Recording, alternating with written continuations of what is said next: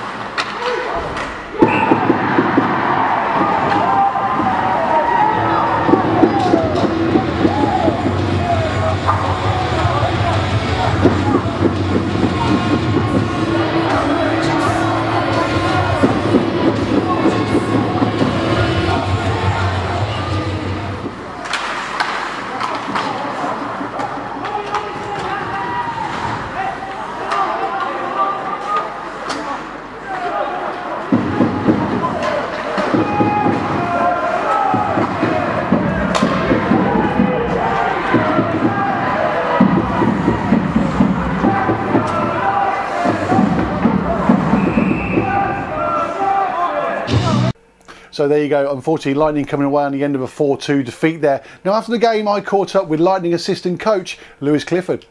Cliff, 4-2 loss. Tough one. Yeah, it's disappointing, to be honest with you, Chris. You know, teams turned up with 7 forwards and 5 defencemen. You know, whether or not that's played a part in the mentality of our guys, it shouldn't have, because we told them not to let it. But you know, a short-staffed team, you know, arguably a very good team, but a team that's very low on numbers right now, and we've really handed the game to them, I feel. Yeah, and you're saying they were short bench as well, and Neil Lydia took a nasty puck to the foot, I think, right in the first period. So he was struggling a bit throughout the games, effectively a little bit short of it. It just looked at times like, you know, give Flames credit. They've obviously come here and they've got the win. They were defending so deep when we were trying to break out, but it looked as if we just didn't have a pass to go. Well, I don't know about defending deep. What they were doing was they were clogging up the neutral zone, which is what you'd expect from a team that's very low on numbers. They're not going to come hard at you all night and be forechecking you in numbers. You know, they're sending one guy in, not particularly aggressively, and stacking 4 guys in the neutral zone. What we should do is work around that, you know, get the puck behind them, get them turning, win 50-50s, win foot races. And instead what we tried to do was keep passing the puck through 4 guys, you know, through a crowded neutral zone. And that was never going to work, but we just didn't learn from our mistakes, and it was like over and over and over again. You know, we spoke about it, you know, stop trying it, you know, you've got to put things off the wall, you know, you've got to skate at guys with speed, chip pucks in, get after pucks, but it just didn't happen on the ice. Yeah, it's a couple of soft goals as well that, you know, the guys will be back. Yes, we're being caught high, and, you know, Guildford, like you say, they're putting that guy up every now and again, but they were breaking quite well, and then they appeared to be catching us, and we were a bit, you know, a bit at sea in our own defensive zone. There was a couple of times. A team like Guildford, it doesn't matter if they've only got 7 forwards, because they're going to be 7 good forwards. Like that's the way it is. But you know, if you give them a chance, that generally they'll take it. That's why they are where they are in the league. That's why they've got, you know, the lineup that they've got. But you know, we just gave them too many half chances, and sometimes that's all they need. I mean, defensively, you know, we've got a couple of guys who are covering at the moment, you know, who don't regularly play up at this level, and they've done fantastically well. You can't fault those guys for, you know, for any of the effort they've put in over the last couple of weekends. But you know, we do miss, you know, Ben and Louis, but it's not an excuse. You know, whether it's, you know, under 10s hockey or EPL hockey or NHL hockey, defending is defending. It's a, you know, it's a basics. It's an X's and O's game. You should be in a certain place. You should be doing a certain job. And if that one player steps outside of that, things start falling apart, and that's when these chances arise, and a team like Guildford's going to take them. I'm going to mention actually the guys you just mentioned. I mean, Paul Gore stepped in the last couple of weekends, and Adam Andrews as well, who picked up man of the match tonight, and that was actually a well-deserved man of the match. But both those players, like you say, in defence, Paul Gore, to me, having played for Thunder for a number of years, he hasn't looked out of place the last couple of weeks. He hasn't looked out of place, and you know, I think the only person in the rink who maybe doubts him is probably himself. You know, I said to him last week, you've played hundreds and hundreds and hundreds of games of hockey in your life. It's no different. Same game. Still, you know, 6 guys on the ice for us, 6 guys on the ice for them. You know, 3 forwards and a 2D and a goalie. It's the same game. You know, it might be a little bit faster. You know, guys are a little bit quicker and a little bit better on the puck, but it's the same game. And him and Ads and Josh has played well again tonight. Yeah. You know, all these guys are doing us a great favour in helping us out, and they thoroughly deserve, you know, pats on the back for what they've been doing. Josh Nicholas especially, yeah, I should have mentioned Josh as well. I mean, that's the second time he's put on a home shirt here at the Skydome. He's obviously had that shirt all season as a two-way. I think there'll be a lot of Lightning fans who want to see that number 7 shirt a bit more often. Unfortunately, and you know, the rules prohibit us using him more than 3 times. So if he plays tomorrow, then we can't use him again unless we sign him for the rest of the season. Now, maybe that's a little bit short-sighted in the rules. You know, I know that there has to be a cap on it at a certain age, because otherwise you could have sort of 31-year-olds playing up and down the leagues, and you know, people taking the mickey out of the system a little bit. But you know, I think Josh is 21. You know, he's just over the limit where he can play unlimited games up and down the leagues, and it's quite harsh on him and on us, really. As a player that has actually come through our junior development system before he moved up here to university, you know, we would have liked to have used him as and when he doesn't have a game or whatever, but unfortunately, if he plays for us tomorrow, we'd either have to sign him for the rest of the season, therefore depriving him of playing for his team, or that's it. We won't see him again for the rest of the year. And that's a problem so many people talk about, isn't it? That we don't develop youngsters enough in this country, and yet we cap them at the age of 21, where they're still really, really quite young, and maybe that cap should be raised. But we are strangling a lot of youngsters, and that goes right away across the leagues, doesn't it? Yeah, I mean, we could debate for hours and hours about the whys and wherefores and the good and bad of the EIHA. I just think that maybe 21. If you're saying that players stop developing by 21, I think maybe you're wrong. I do agree, like I said, that there should be a cap on it at some point. But a 21-year-old, I think is still very much a work in progress. He's not the finished product yet, far from it. And I think maybe it would be nice for a player that age to still have the freedom to play up and down the leagues, experience hockey at different levels, and get ice time in different organisations. Yeah, definitely. So a tough road trip tomorrow, because that's going to be another different game, isn't it? Tomorrow, whole different ball game up there in Sheffield. What do you say to the guys before they go up there? How do you approach that one now? We know before we get on the bus what the game's going to be like tomorrow. It's probably the most predictable game every season, 3 times a year. We go to Sheffield. It'll be the same thing it is every time we go there, and the guys know it. And in Sheffield, you've got to be prepared. You've got to be ready. It's not going to be pretty free-flowing hockey. That doesn't happen up there. We've just got to go there with the right mindset. There probably won't be a great atmosphere because there'll be no one there. A couple of hundred people, but it's a big arena. There's not a great atmosphere, so we have to create our own atmosphere when we go in there. We have to be up for it on the bus, up for it in the room, and come out ready to play from the first drop of the puck. If you go in there flat, they'll turn us over. We've seen it countless times over the last couple of years since I've been here, and we must make sure that we take the points tomorrow, because we can't go a weekend without getting any points on this team.